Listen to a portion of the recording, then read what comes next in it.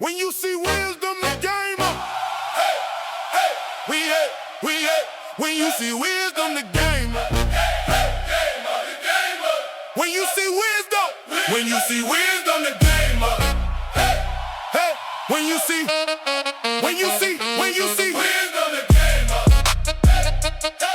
hey, when you see Wisdom the Gamer, hey, when you see, hey, hey, when you see Wisdom the Gamer, you yell, who that, who that, who that, who that, who that, when you see Wisdom the Gamer. Let's go, Saints fans. Let's get it, let's get it. It's your boy, Wisdom the Gamer. Not the greatest of this time, not the greatest of that time, but the greatest New Orleans Saints content creator. And you got the community of all time. Got the jersey on cam, gold chain, Saints hat, shot gas in his hand, check going crazy out Ah, man, good morning, everybody. Guys, sorry I'm late.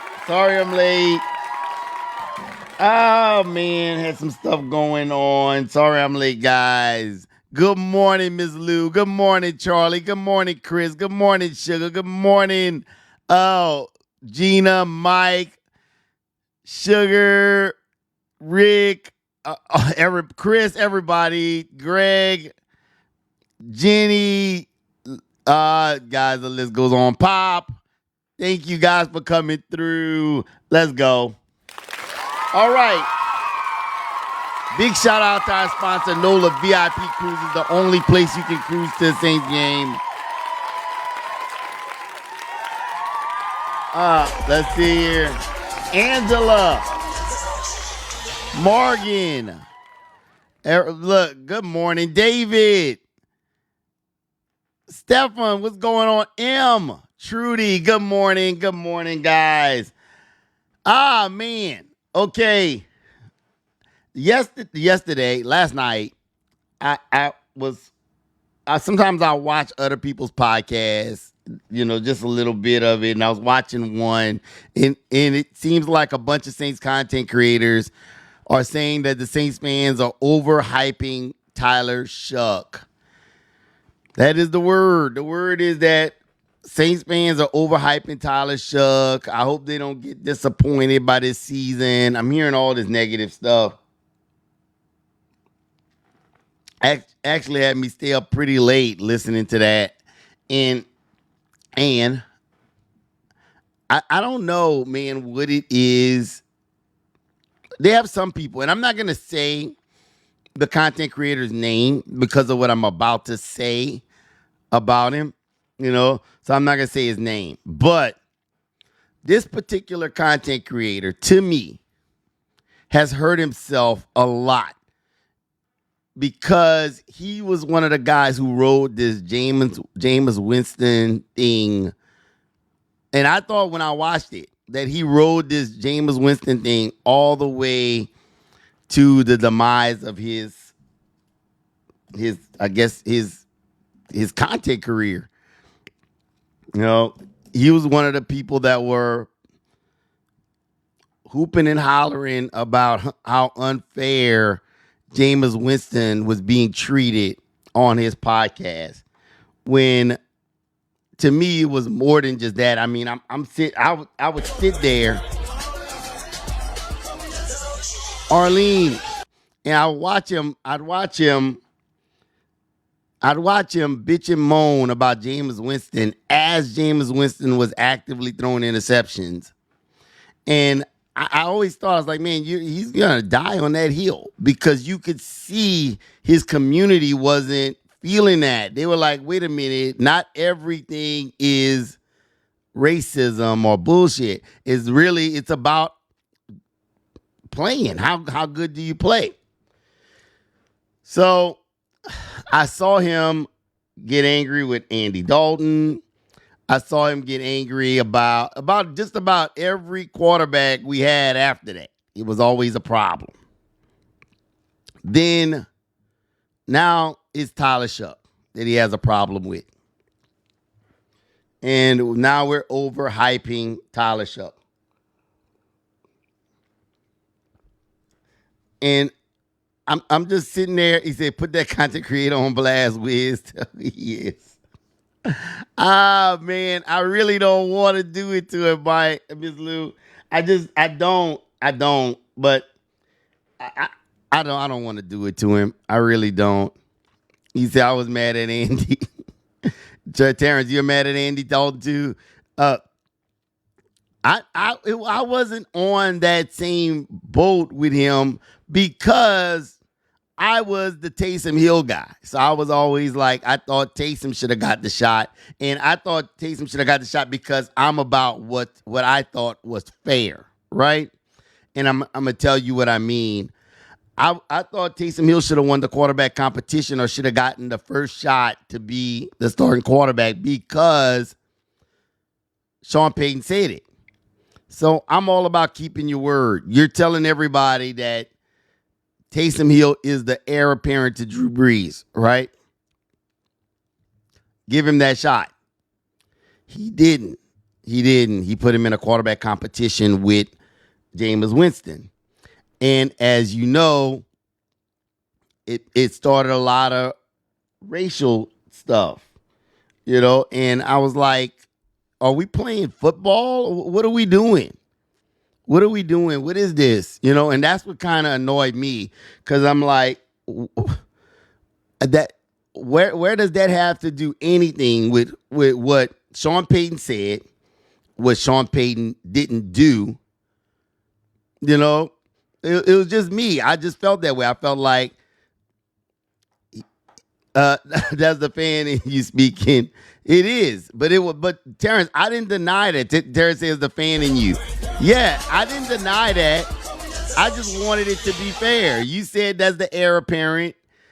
I want to see Taysom get his shot, and that's just where I was with it, right? I don't look at all that. What I look at, I'm looking, I want our team to win. I don't care about all that stuff that, like me, purple, green, blue, all that. I don't care I want a good quarterback. So when I saw what Tyler Shuck was doing, I'm like, and what's funny? If y'all remember, if you've been watching this podcast long enough, you guys remember when Tyler got drafted in the second round, almost everybody unanimously was like, oh my God, who's that? We don't want Tyler Shuck. It was bad. It was really, really bad. James in the one job, he won fair and doesn't. It was bad when Tyler got drafted.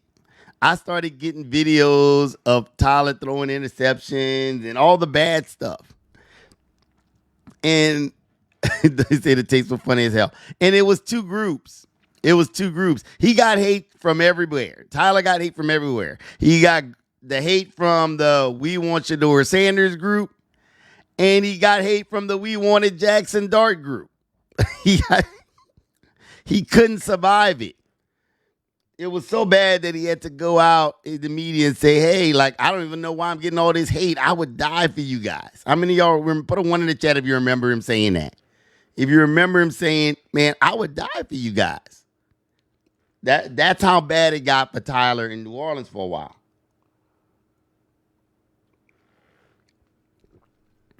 And I do have to shout out Kellen Moore because let me show you how brilliant Kellen Moore is. I don't know if he did it on purpose or it just so happened to work out that way.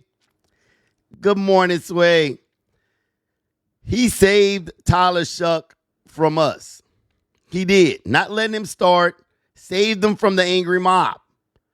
Let's give them enough Spencer and enough of the team losing so that when you come in, you're not even going to get all that much backlash. And he still got it. If y'all remember, so this is the thing I thought Kellen did wrong. First game he puts Tyler in is the Rams. Oh, my God. Why did he do that? Oh, I heard y'all waiting until next year to draft a quarterback. Man, bring me Fernando Mendoza. Please, let's get Fernando. How many of y'all put a one in the chat if y'all remember that? we were like, hey, let's get Fernando Mendoza.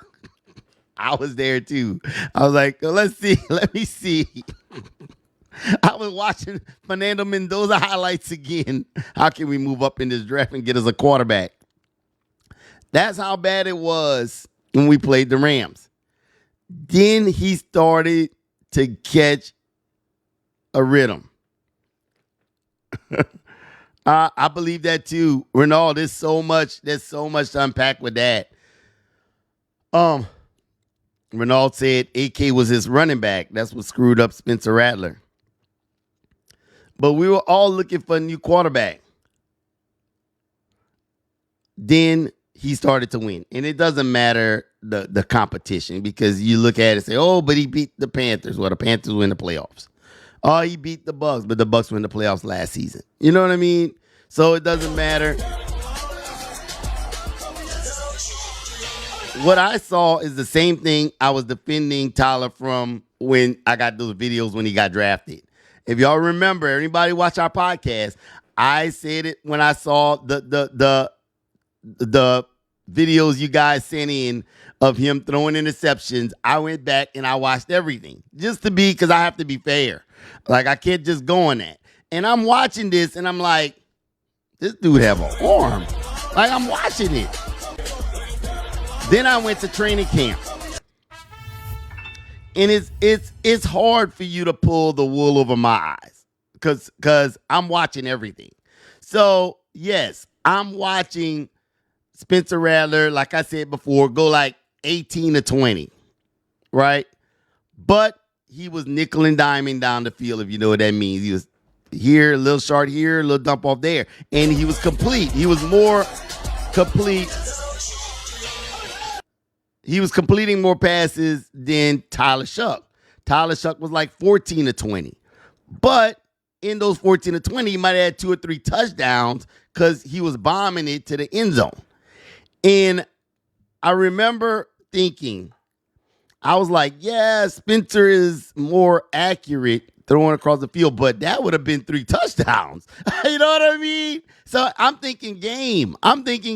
Like, in a game, yeah, he might have had 6 incompletions, but he had 3 touchdowns. You know, and so I was trying to get my mind around that this is the type of kid, and this is what last season. This season, he probably will be totally different. But last season during training camp, Tyler Shuck hit me as the type of guy that when shit gets rough, he's just going to throw it to the end zone. He's kind of like that. And I think Jameis was like that, except Jameis threw it to the other team a lot.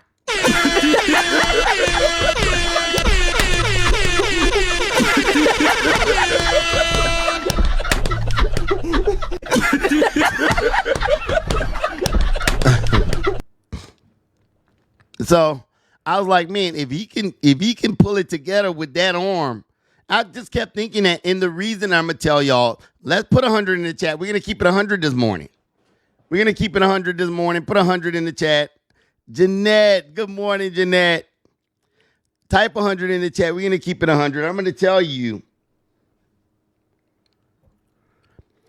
he had 2 things that Spencer didn't have and that you can't teach. My honest opinion. I felt like, and this is before they started playing. This is before Tyler Shuck got to play in a real game. Just watching. I felt like Tyler had an advantage then. Before he ever got in the game. I say he has an advantage. He's tall. He can see over the line. So the rush wasn't going to get to him as easy. He's seeing everybody. He can see everything. Spencer, I felt like, had to move a little bit to see things.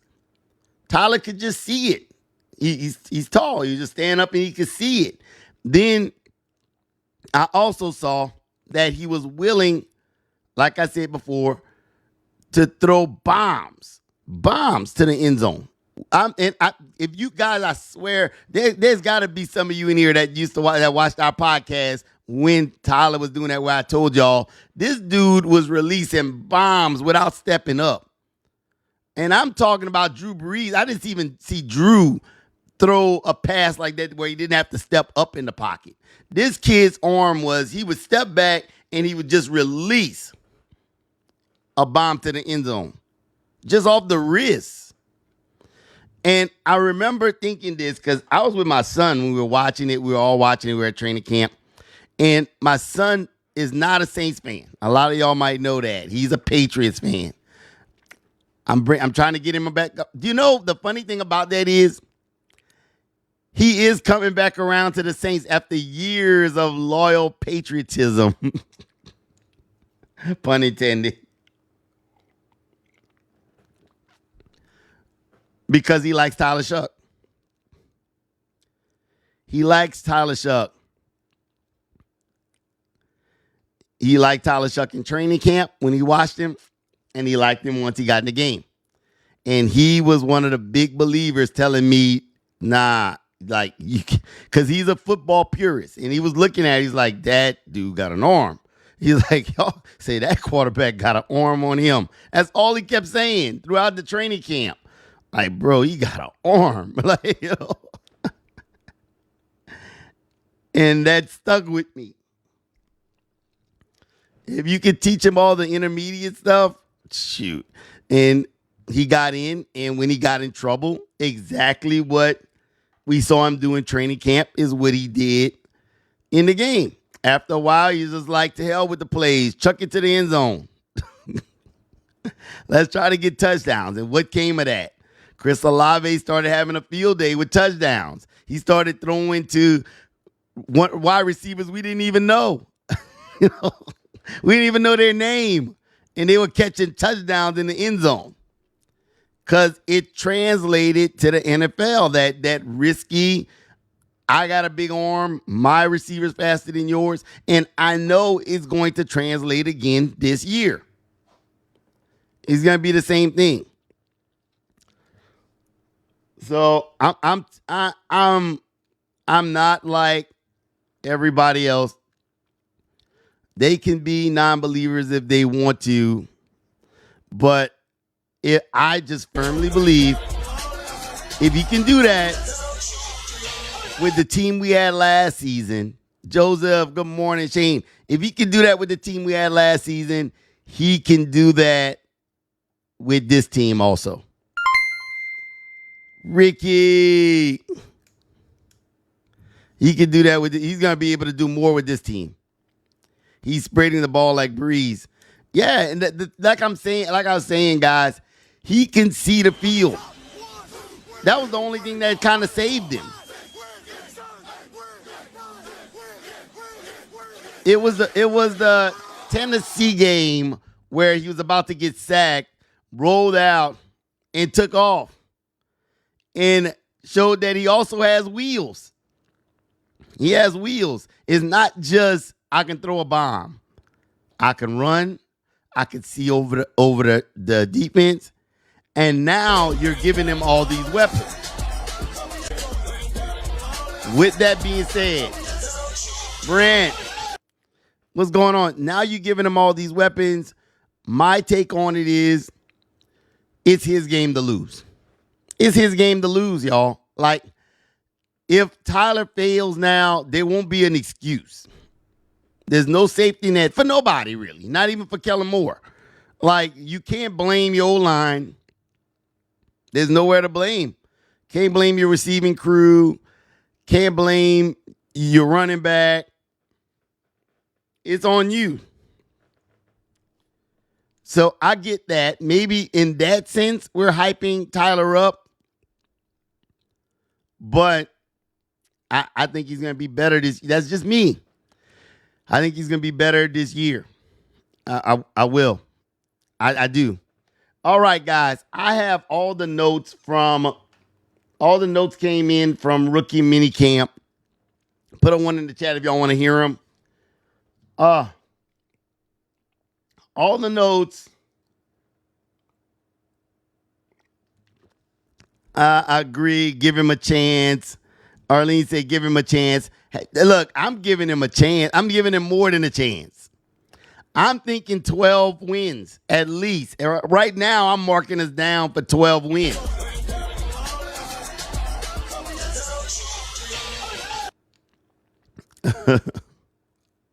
I'm marking him down for 12 wins.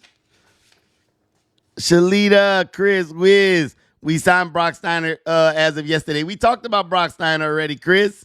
Yesterday, that was our podcast, pretty much. We talked about Rechsteiner's baby boy. Shalita, okay, Jordyn Tyson. This is the notes. The notes from training camp. Jordyn Tyson looks smooth, explosive in route running drills. Showed strong chemistry early with the quarterback during timing routes. They praised Tyson's preparation and his ability to quickly pick up the concepts. He consistently created separation on intermediate routes, appeared confident and vocal throughout the practice session. What we expected. I like the intermediate route stuff because that means man to man, he's going to be a nightmare. He's going to always be open. Like I said, another weapon for Tyler Shuck if he can stay healthy. Tight end Oscar Delp displayed reliable hands during red zone work, which is what you need him for. In the red zone is where we usually have problems. I don't think we're going to have problems this year. Strong effort as both a blocker and a pass catcher. They said effort. Effort is the word that kind of gets me in that. You see, you got to read between the lines. Effort. Is he good or is he not? He said he showed good effort. Like, he has the want. He may not have the do yet, but he has the want to do. Coaches like his leadership. That's a good quality. And his communication with his teammates. We're talking about Oscar Delp, guys. Can compete early for rotational snaps in the Saints offense.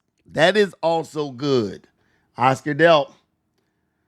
Wide receiver Brock Rechsteiner, Scott Steiner's son, was one of the surprise standouts in mini camp. He showed toughness, reliable hands during each drill, made several difficult catches in traffic, earned attention from the coaches for his consistent effort.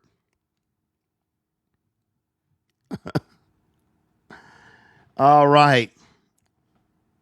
Scott Steiner's son. Papa Pump is your hookup. Holla if you hear me. You know how hard it is to impress coaches on a team that's full of wide receivers. We have so many wide receivers. For you to make this deep, to make it even to this level, he must have been outstanding out there.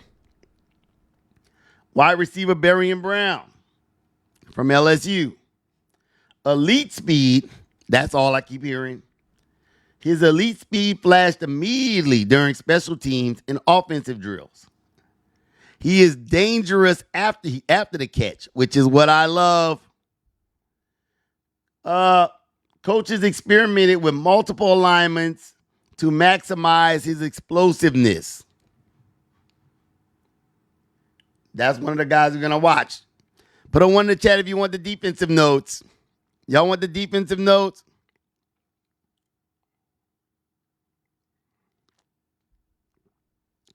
If you want the defensive notes, put a one in the chat. We'll go through the defensive notes.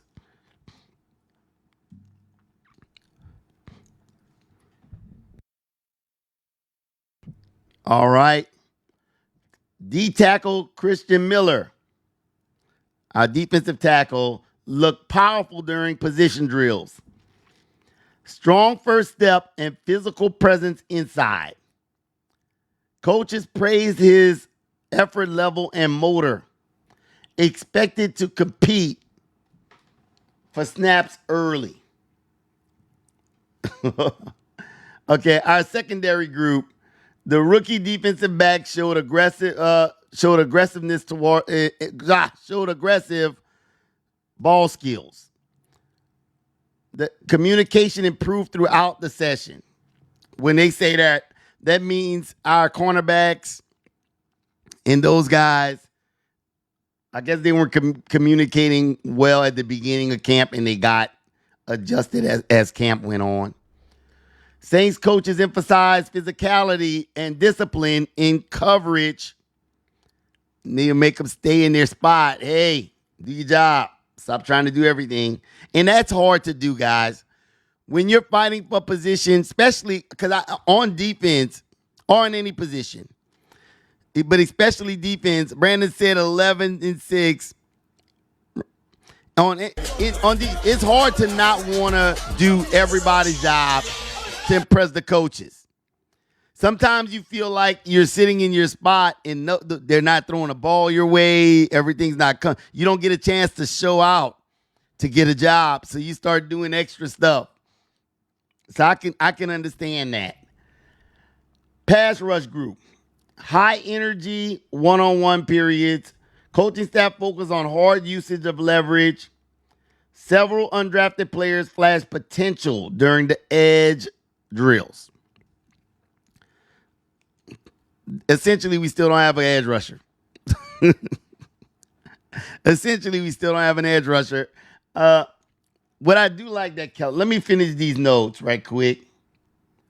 Special team reps were heavily emphasized. Return competition appeared wide open in OTAs. Speed and versatility will be the key factors. All right, Kellen's notes.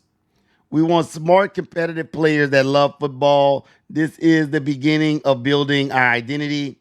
The energy and willingness to learn has been outstanding during camp.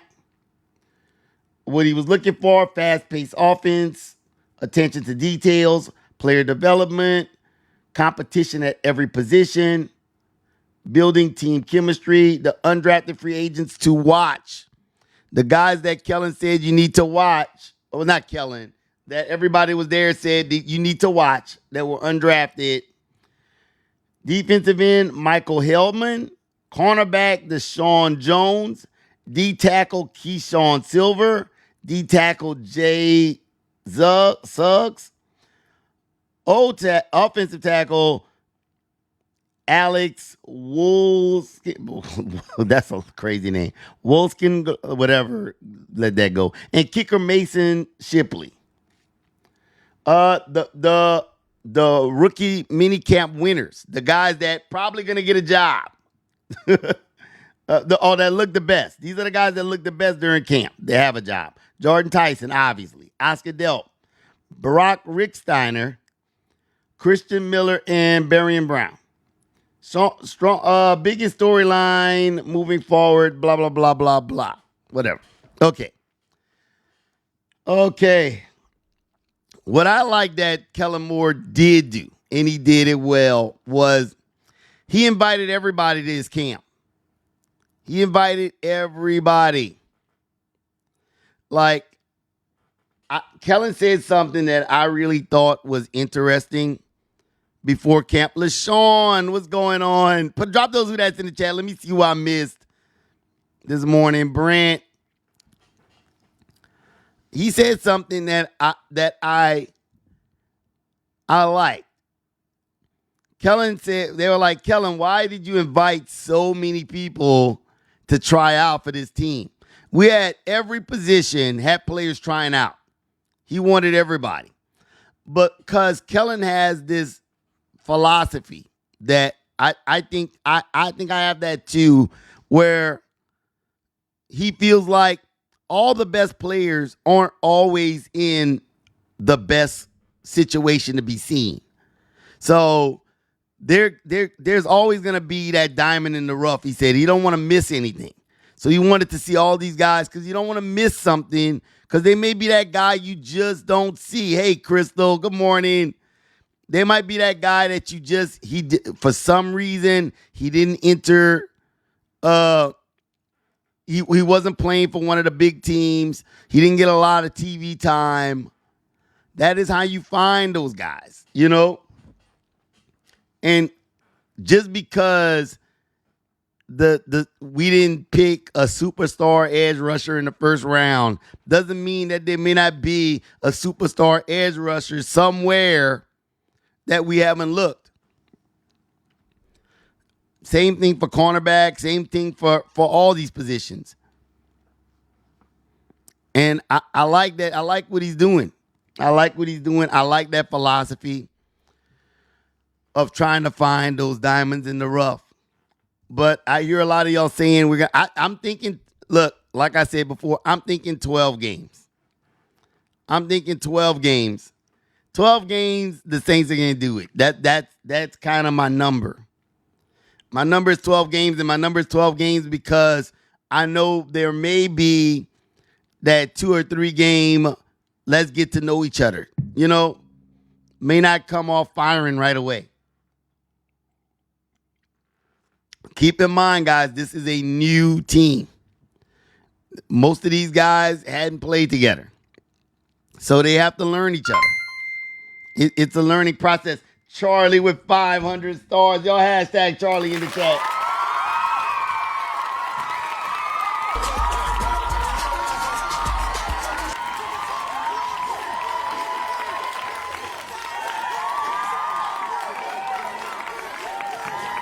Charlie's going to be playing Safe Buster. Hashtag Charlie. Charlie, tonight we have our competitions that we do, our games that we play for prizes.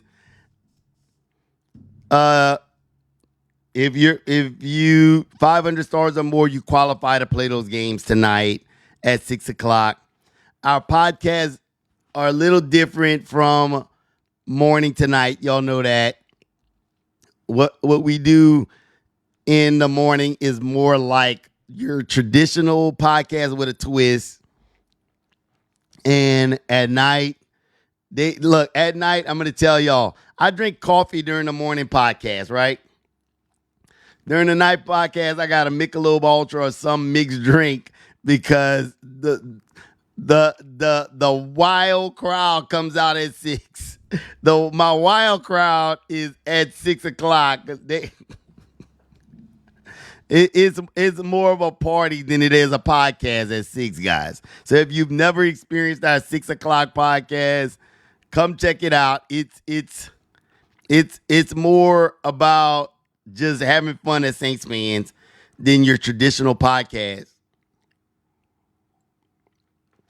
I can start saying a few words and they're like, okay, that's great. Let's party. Oh, man. Let's see. Give me 1 second, guys. Give me 1 second. Let me go grab this.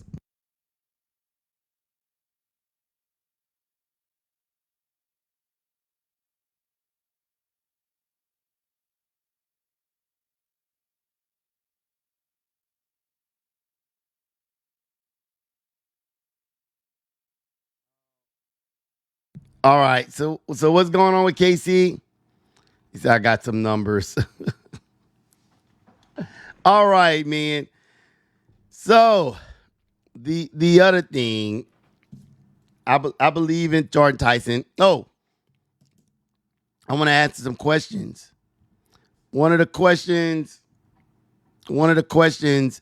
that I saw in the chat was they said that Spencer Rattler didn't do well because he had Alvin Kamara as his running back. If you believe that, put a 1 in the chat. I'm just listen. Remember, guys, when you come to this podcast, I'm the host, but you guys are the co-hosts. So you put in interesting questions, and I will definitely segue to your question. You trying to get me in trouble because they know that's kind of what I think too a little bit. I think AK just wasn't. I think of it multiple ways. Sometimes I think, hey, they didn't use Alvin Kamara correctly, but then I was like, well, what is correctly? Because Margaret Pop said that's BS. I thought, what is correctly? What is correctly? If you're my running back and you're my number one running back, and I'm like, I need you to run this inside zone through the tackles, and I want y'all to think about what I'm about to say here. If I need you to run an inside zone or an outside zone or whatever, right, to throw the team off balance, but you're just not good at it, then I'm stuck with you as my running back. What am I doing with you? Especially if I don't have another answer. Because think about it. Everybody was like, and I'm going to tell you, these are the things I hear. Wiz, but you don't understand. Alvin Kamara is just, you got to run him outside the tackles. But doesn't that make him one-dimensional? If we know that, then other teams know that. That means, they're not going to run him up the middle. You get what I'm saying? Or they're not going to run Alvin up the middle. Or if they do, it's not going to be successful. You get what I'm saying? That kind of limits what we can do. Just saying. But Wiz, our O-line, we got younger guys in, and they started running.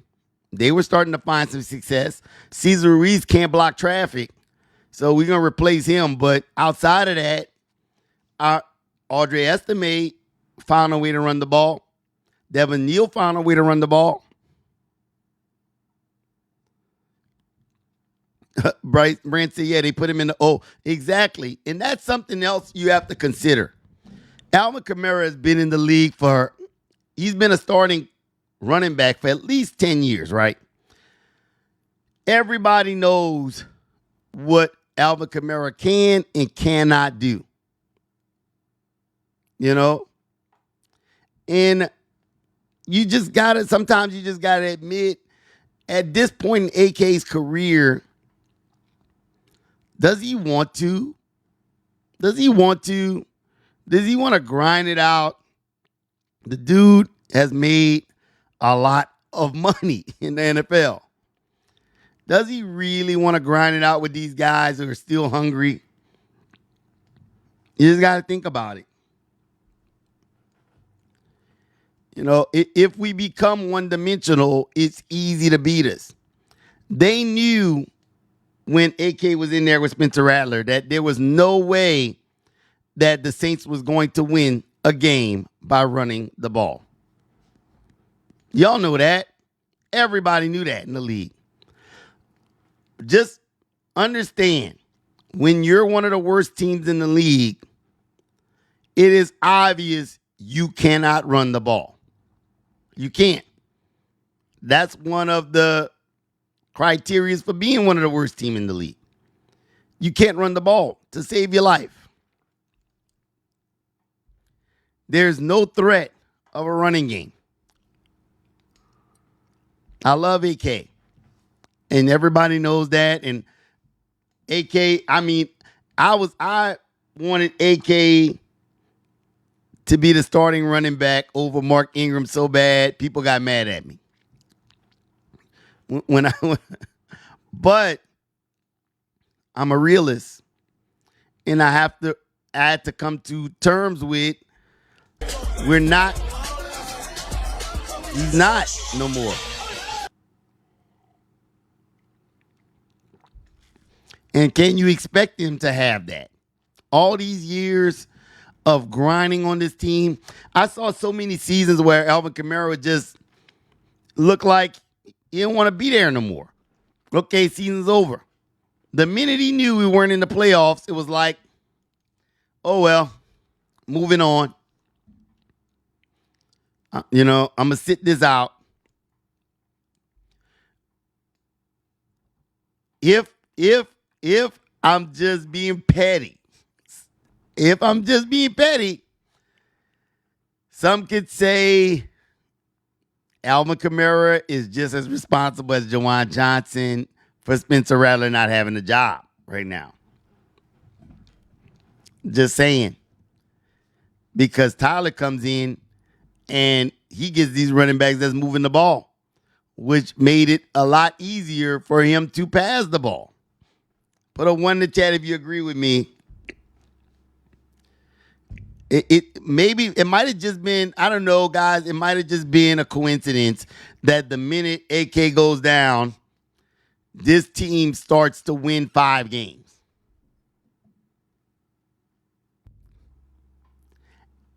and beat a team they had previously lost to earlier in the season with AK. They come back, play Tampa again, and beat them. That's coincidence, guys. Y'all think that's a coincidence?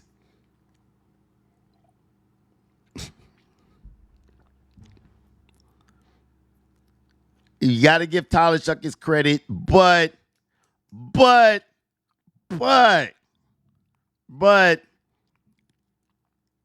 think having those running backs would have helped Spencer Rattler too. I just call it like it is, like I see it. You know, think about the variables. You play them one time in the season, you have AK, you lose. You play him a second time in the season, AK's gone. You also have a worse O-line. You have another quarterback in, and they win. And you don't have all your wide receivers, and you still win. Why? Because you can move the ball. You play the Tennessee Titans with the number one quarterback in the draft, and you beat them. And do y'all remember how we sealed that game? Does anybody remember what sealed that game? What put the period on the end of that game? A 35-yard touchdown run ended that game. It took all the air out of the Titans.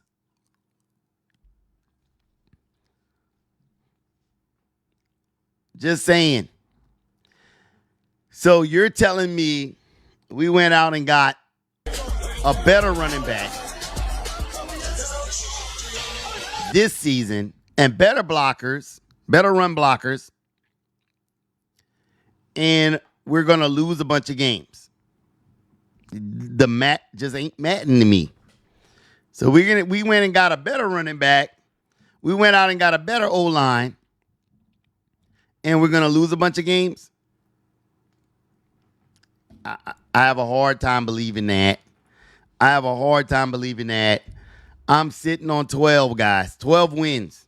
I'm sitting on 12. I could be wrong, but remember, nobody in Saints Content Media predicted more right games than me. How many? Put a 1 in the chat if y'all remember that. Nobody predicted more correct games than I did.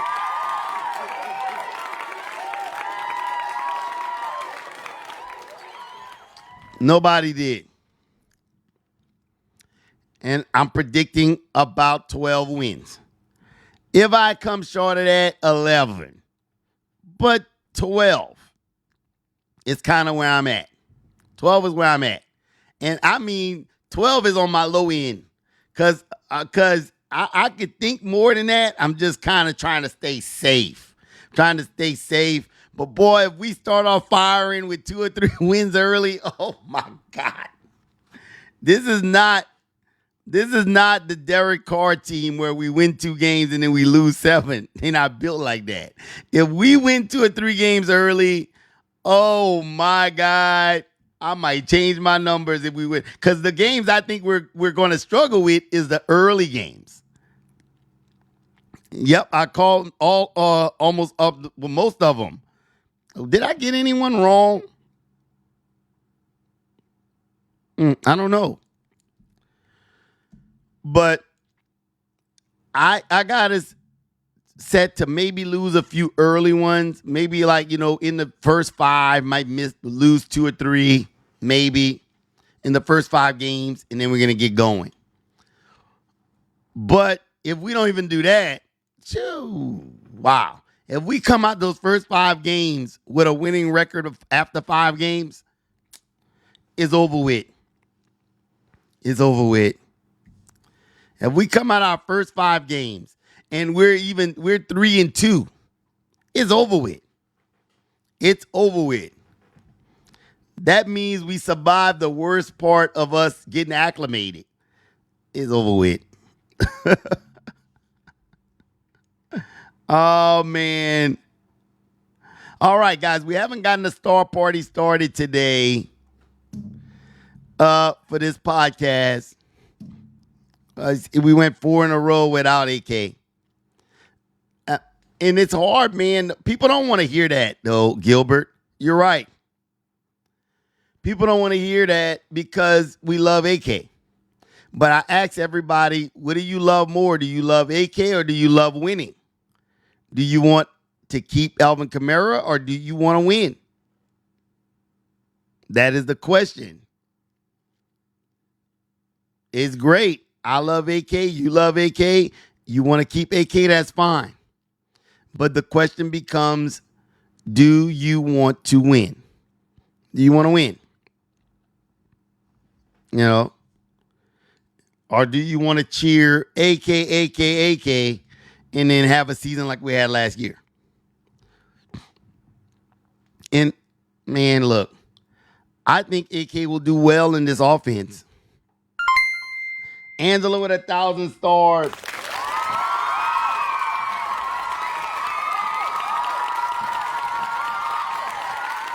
I think AK could do well in this offense because these are the things I think will happen with Alvin Kamara.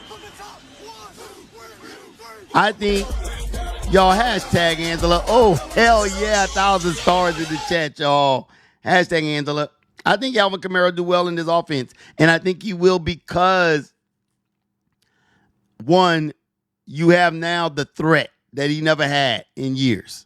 There is the threat of he's been replaced. There's competition now. So he's either going to show up or pack his stuff. That's what it is. The other reason is if Travis Etienne is taking the majority of the pressure off of AK, when AK comes in, he can just do AK stuff. He's not going to be asked to do things that he's not comfortable doing. I think this can help him with a better O-line.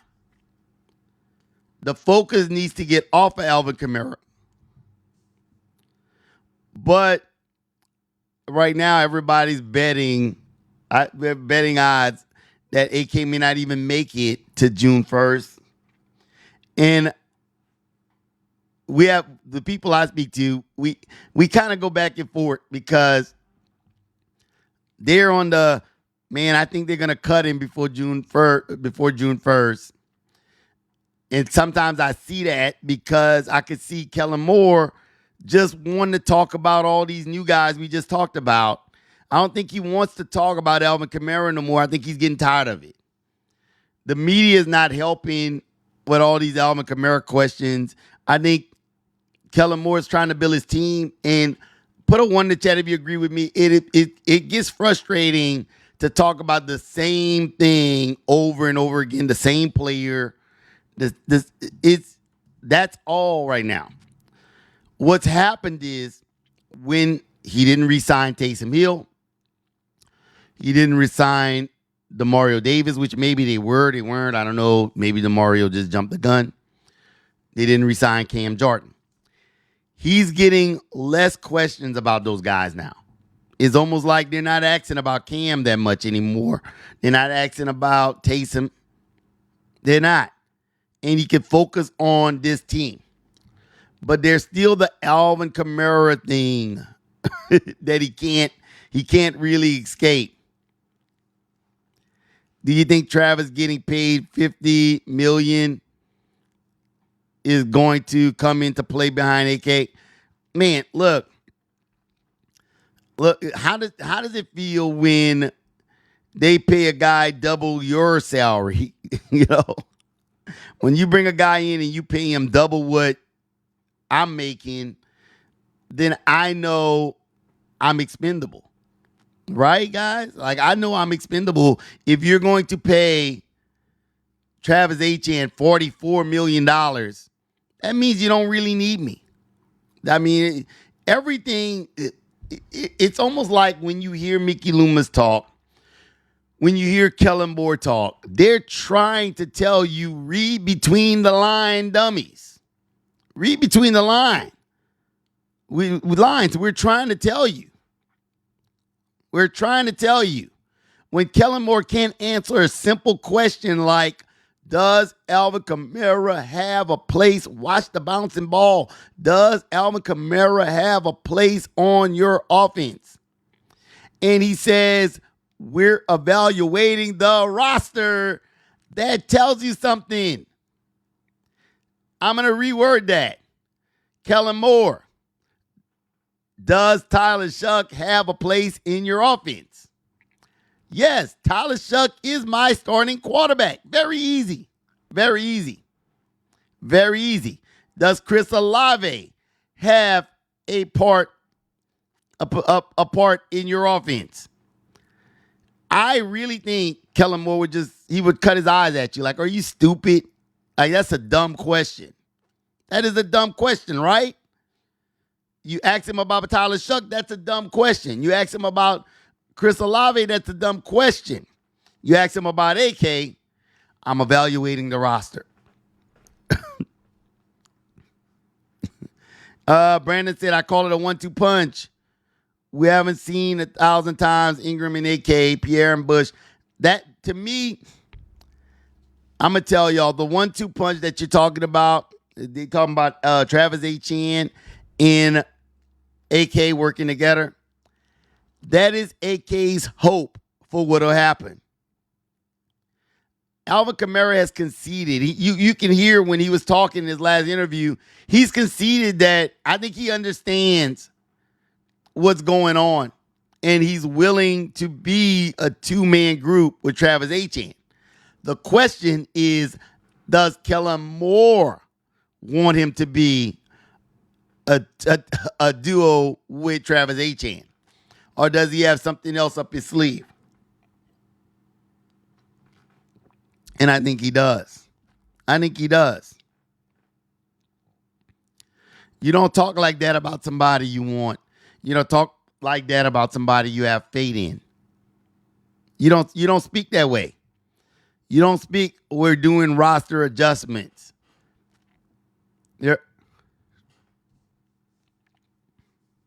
That's like like someone calls your boss and asks about you, and your boss says, well, say, does Ms. Lou have a job here? Is Ms. Lou going to still be working here? Well, I'm looking at my employees, deciding what I'm going to do next. What? That don't sound good, Ms. Lou. That don't sound good. It sounds horrible. Brandon, yes, he wants that. Yes, Kellen does, and AK would be gone already, my belief. Brandon, there's a lot more to that. There's a lot more to that. Brandon said AK would be gone already. One, you can't trade unless you have a trading partner. You get what I'm saying? It's not easy to pawn off a 30-year-old running back when you have all these new young running backs that came into the league this year. So it's not easy to trade him. Who are you going to trade him with that contract? If you cut him right now, I thought it was going to be $3 million. They said it's going to be $10 million. So they need to readjust his contract. It's not as easy as cut him or trade him. They're trying to figure it out.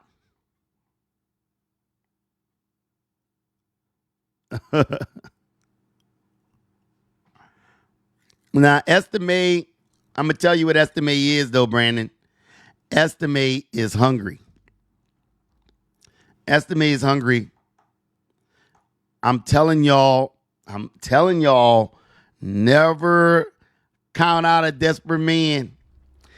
Estimate is a desperate man with a desperate plan. He's desperate. He's desperate. That man ain't got money. That man run like he broke. That man run like that man Estimate was running like he broke.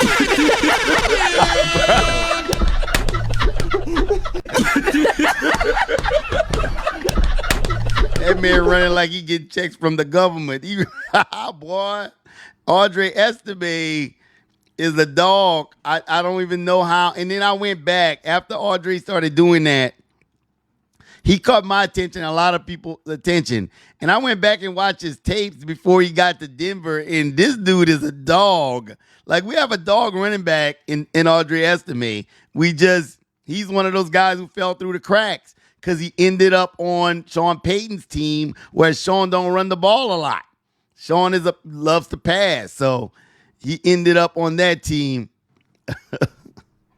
What Monster said, the trend with Kellen Moore is bringing in inspired players. That's right. A lot of vet players lose their spark. AK lost his spark. Almost like he didn't want to be here. He was nonchalant under DA. If AK shows a little more fire of an inspired running back, I mean, we say it, but you got to remember, AK is going to have his fans. And he should. He should. We love AK. But I've watched AK enough now that I'm like, man, I want to win games. And I don't know if AK, I think a lot, you got to remember that a lot has been taken out of Alvin Kamara over the years. He was there during some of the worst moments in Saints history. Some of the worst playoff losses, some of the worst coaching situations. I think it just wore on him, man. It's not even his fault. It just wore on him. It's like this is it's BS after BS after BS after BS. It just wears on you. You know, where you got I'm going to give you an example. You got all these young guys coming in, excited to be on this team. They're like, yeah, we're going to win the big one. They're bright-eyed and bushy-tailed. I think that's the phrase. And they think, man, we're going to go out there and we're going to win a playoff game and we're going to do. Alvin Kamara is from the show me state. He's like, you got to show me. I don't believe anything anymore. This could fall up. Kellen Moore could fall apart because I've saw Sean Payton. I've saw Dennis Allen. I saw Darren Rizzi. And it's always falling apart. I think he's here to play. I think he's going to watch and see. Now, where Alvin Kamara becomes deadly. They're like, Wiz, you gonna get deadly? There's a point where Alvin Kamara can get deadly if he's on this team. Put a one in the chat and I'll tell you. Put a one in the chat and I'll tell you where Alvin Kamara can become deadly on this team. Put a one. Some of y'all non-believers in here, I'm going to make you a believer. Put a one in the chat.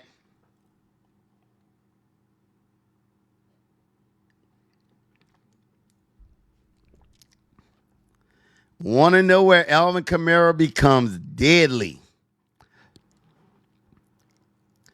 Alvin Kamara can become deadly on this team if we enter into the playoffs. If we get him close to that thing that he could never put his hand on, that chance at a Super Bowl, you're going to see an Alvin Kamara that isn't going to just be running out of bounds. He's not going to just be phoning it in. That's when you will see the best Alvin Kamara you've seen in years. If we can we can make a run that looks like we're that team, Alvin Kamara is going to play his ass off. He's a smart guy. He's always been a smart guy. He's not going to give 100 to a team that's not going anywhere. And Alvin's been in the league long enough to know when teams aren't going anywhere. But if he sees that spark and that ring is right there in reach, Alvin Kamara is going to become a very deadly player in New Orleans really fast. The one thing that's eluded you, that's what some players, once they've had the money, now they're playing for the glory too. The one thing that's eluded you with Drew, you were this close and it slipped through your hands. If you can get a chance at that, y'all remember Slim Shady, the real AK, please stand up. You're going to see the real AK that day. Guys. Okay, so today we have more of our traditional podcast. No, Miss Lou. Miss Lou said no, he'll be tiptoeing even more. I don't believe that. I don't believe that, man. I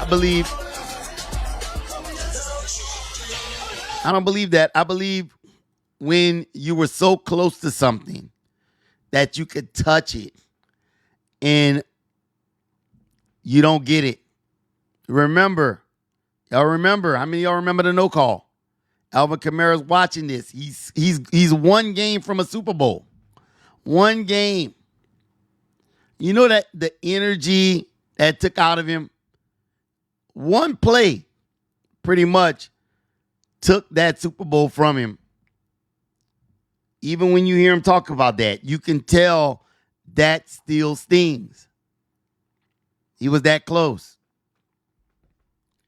Get him that close again, and you're going to find out. They say you're going to F around and find out, or you're going to F around and find out. Y'all remember that Alvin Kamara when our team was heading into playoffs, right? The juggling catches. Mickey Loomis is in the building with 500 stars, y'all.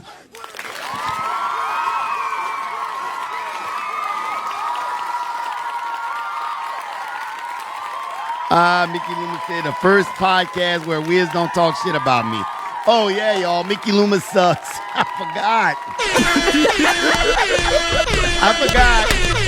Hashtag Mickey sucks. Thank you for reminding me, Mickey.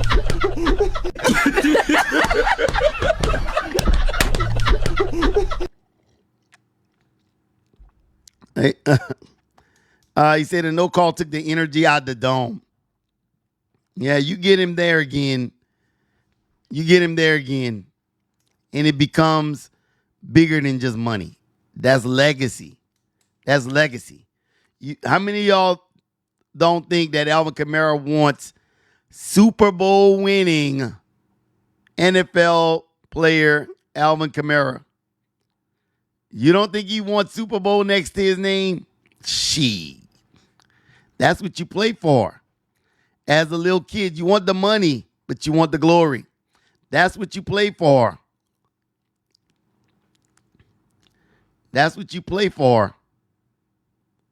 He was so close. And I also think Alvin is trying to stay on his team because he knows this is the type of team that might, he's not sure, but I need to watch. I need to be here. Something's happening in New Orleans. I need to be here. I just need to I think that's what Cam was thinking too. Like, man, I want to just be here because I feel it.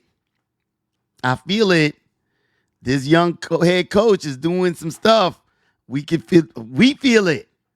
Content creators, media people, we all feel it. We could be wrong. We could be dead wrong. But if anything, we're all right about the one thing. It's different. This is a younger team, a different way of thinking, a different way of going about building a roster. And we're curious. I'm curious. I want to see how this thing works out.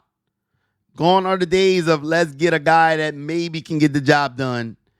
And we're in the era of let's bring in superstars. Let's bring in as many guys that can become a star in New Orleans as possible. So he said, I just want to see AK and Saints go off this year. Brandon, I just want to see that the Saints go off this year. Like with or without AK. I love AK, but with or without AK, I'm a Saints fan first. Everybody knows Taysom Hill's my dude. But I understood because I'm a Saints fan first. When I saw Drew couldn't kind of throw deep anymore, I had to be a Saints fan first. Now, granted, I think we got rid of Drew too soon because we struggled for a while after that. Or maybe we should have found a quarterback earlier. But I'm a Saints fan first. I could put aside a player for the team. I can. Guys, if y'all want to rewatch this podcast, it'll be live on YouTube. After I cut it, I'll be posting these. These are more traditional, but it's because I'm going to be putting it on YouTube. Of course, win first, but I just still believe in him. That's all. Yeah. I'm going to tell you, Brandon, I go by this. You ride with your coach. You ride with your coach until your coach has to go. And what I mean when I say ride with your coach, I mean if Kellen Moore doesn't really want AK at some point, I'm going to ride with the coach because I want Kellen Moore to win or lose with no excuses. I don't want Kellen Moore to have the excuse, well, we had AK and that wasn't my guy, or we didn't have an O-line, or we didn't have the receivers I wanted. I want you to win or lose with the team you pick, so there's no excuses. So if you do not feel before June 1st that Alvin Kamara is what you want, then do what you have to do. But if you do it, you're going to be expected to win. Same thing with Cam, same thing with Taysom. You release all those guys, everybody's going to want to see you win. We would have no choice. You know? I don't want the excuses anymore. And I think he's doing that. And I think Tyler Shuck is in that situation. Guys, believe it or not, Tyler Shuck has no more excuses. None. There's no excuses. No quarterback right now in this offense should have an excuse. Hey, sweetie.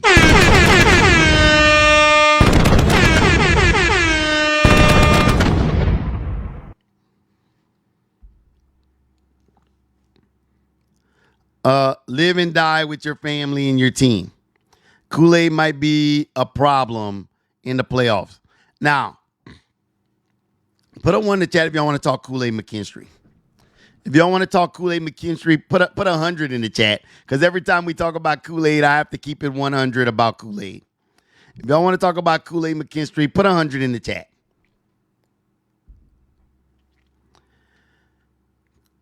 All right. I don't believe in Kool-Aid McKinstry. I just don't. I don't. Not because I don't think he's a decent cornerback. I just don't think he has the elite speed or enough speed to keep up with the elite wide receivers in the league. The number one wide receivers in the league have all the ones he's went against have torched him. And it was bad. It was bad. I understand Kellen Moore right now because he's focusing on offense. But we can run into a situation, and I want you guys to be ready for this. We could run into a situation where we're losing games because our corners just can't stick with these wide receivers.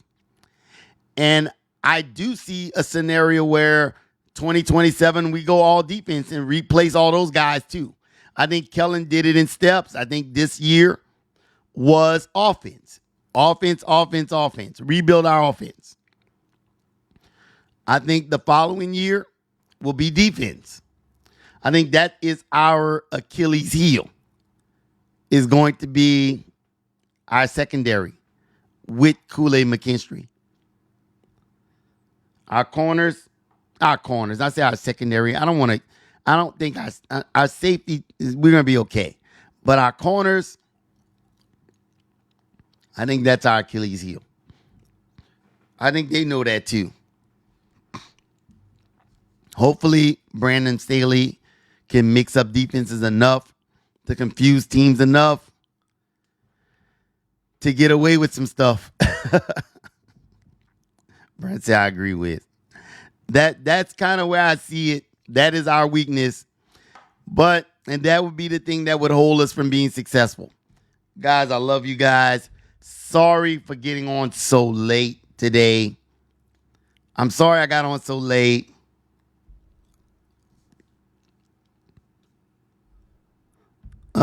Most definitely our D is the issue. But, there's, like I said, there's ways to build a team. But I think Kellen has the right philosophy. And I'm going to tell you, I'm going to tell you why. I think he has the right philosophy to building a team. Because when you do what other coaches do, try to fix your defense and your offense at the exact same time. What happens sometimes is you get an underwhelming defense and you get an underwhelming offense, and you kind of don't know which one you hate the most. You get what I'm saying? You kind of don't know, man. I kind of hate our offense. I kind of hate our defense. They're kind of, and it's confusing. I think you build your offense, and if your defense is the only problem, it's obvious what it is, and you can go and fix that problem. If we move him from 1 to 2, I think the boy Martin Emerson might take his job. I think there's a chance that you will see that you could see Kool-Aid replace this season. Keep an eye on that. He get burned enough, they're gonna replace him with somebody else, one of these young guys that's come in like Emerson. Even though we lost 3 key pieces to our offense, we were top 10 last year. And that is what Kellen Moore is counting on. Guys, remember, during the night, we do our party podcast at 6. During the day, I just kind of like to shoot the shit with you guys and talk some football every now and then. Just hold it, not traditional, because of course we didn't do a bunch of stats, because I'm not going to put y'all to sleep with that. But just kind of get in here and talk early in the morning, talk some football. Let's see. And pick your brains. Tonight is going to be games. We're going to be playing Safe Buster. We're going to be playing The Feud. We're going to be playing Jersey Bowl. Hopefully we'll play Safe Buster, but we're definitely playing Jersey Bowl, The Feud, and Who Wants to Be a Saints Fan. All tonight at 6. Join us for the party. Once again, guys, sorry I came in late. Shout out to, put a 1 in the chat, man. If you've been rocking with me since day 1, drop a 1 in the chat. Drop a 1 in the chat. If you've been rocking with me since day 1, drop a 1 in the chat. Said 11 wins.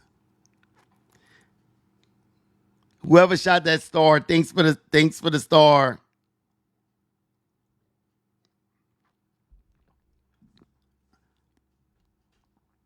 Let's go.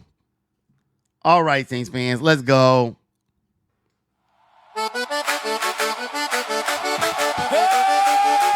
Drop those ones in the chat.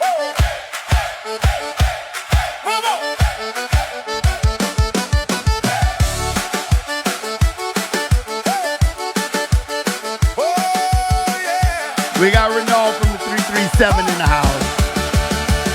Boots on the cater. We got Gina from the 504 in here today. We got Miss Lou representing the 601. Going on my cap. Controller in my hand. Drop your area code in the chat, guys. We got Crystal from the 580. And a game on the bay. Louisiana. We got Sugar from the 704. We got Pops from the 936. We got Gilbert from the 504. Calling shots all day. Let's go. From the dome. We got Mike from the 601. Hear that crowd go wild. Louisiana. We got Jeanette from the 318. I'm the comeback child. We got H-Town in the building. On the halftime 832 with Ricky. We got, well, did I get everybody? Oh, we got Chris in here. 843. Chris from the big 843 in here.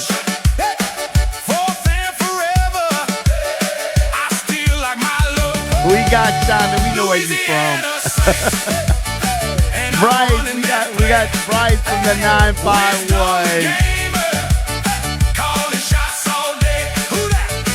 All right, guys. Drop your favorite Saints player in the chat. Drop your favorite Saints players of all time in the chat. Let's wish them a good morning. Drop your favorite Saints players in the chat. Let's get it. Let's see who you know. Let's see who you guys know. Who we wishing a good morning to? Spencer Rattler. Good morning, Spencer Rattler. Drew Brees. They just called out Drew Brees. Drew Brees, good morning from Renault. Cam Jordan, good morning. Michael Lewis, Venus, want to wish you a good morning.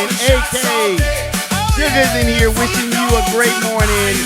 Archie Manning, Pop says what's good. Archie Manning, Crystal and Pop says what's good.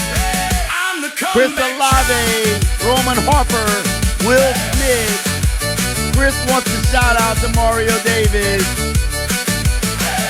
Joe Horn. Drop those who that's in the chat. Drop those who that's in the chat.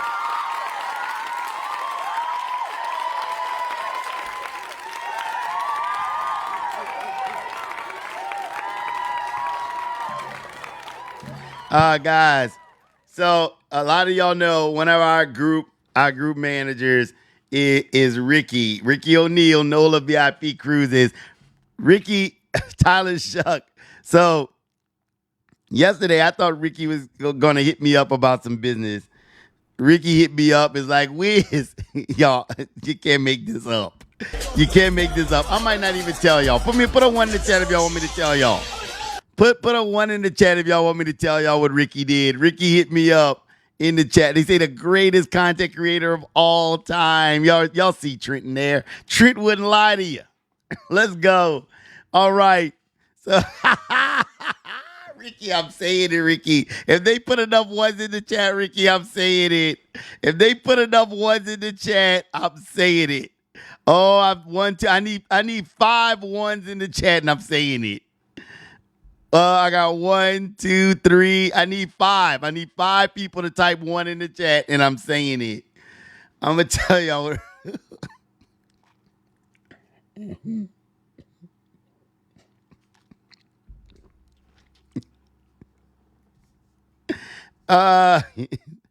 Oh yeah, I'm saying it. That's too many ones in the chat. I'm saying it.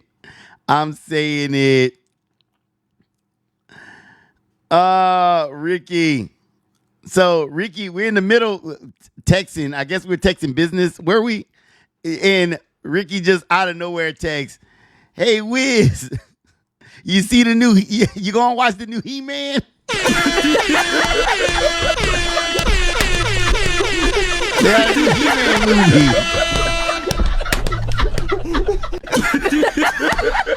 And look, without hesitation, the kid in me jumped out. It was like, yeah, I'm already on that.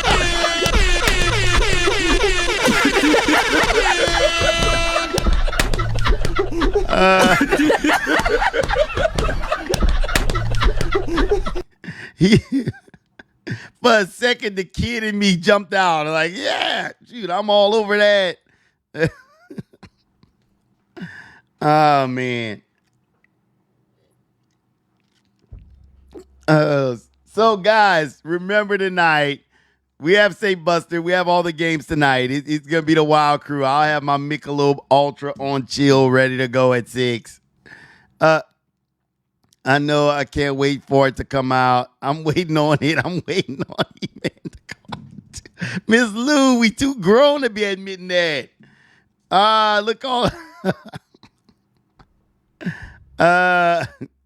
Jen said, I love the green badge next to your name. Yes, guys, if you don't have your supporter badge, get your supporter badge for the channel. That is the only way you can win giveaways. You have to have a supporter badge. So if there's a giveaway, if there's something going on without the supporter badge, you cannot win. And you can't put your supporter badge on after the competition. So have your, who did that the other day? Somebody once say Buster. I think it was Justin. Justin won Save Buster, but he didn't have his supporter badge on when he won.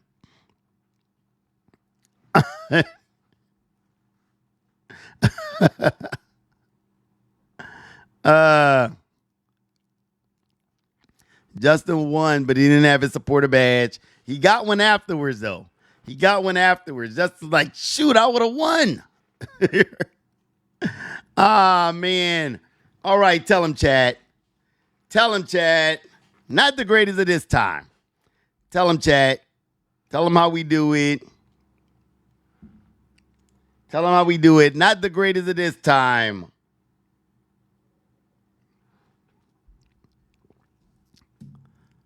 Oh.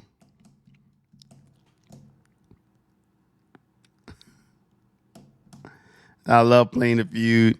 The feud will be here tonight. We'll definitely be playing some feud. Tell him, Mike. Tell him, Mike. All right, guys.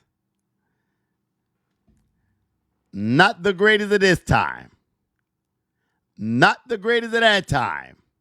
But the greatest New Orleans Saints content creator and community of all time. I'm your boy, WisdomTheGamer. You guys, the We Dat Nation family. Y'all know which team runs us out. Who that? Acknowledge each other on the way out. I love you guys. See y'all tonight at 6.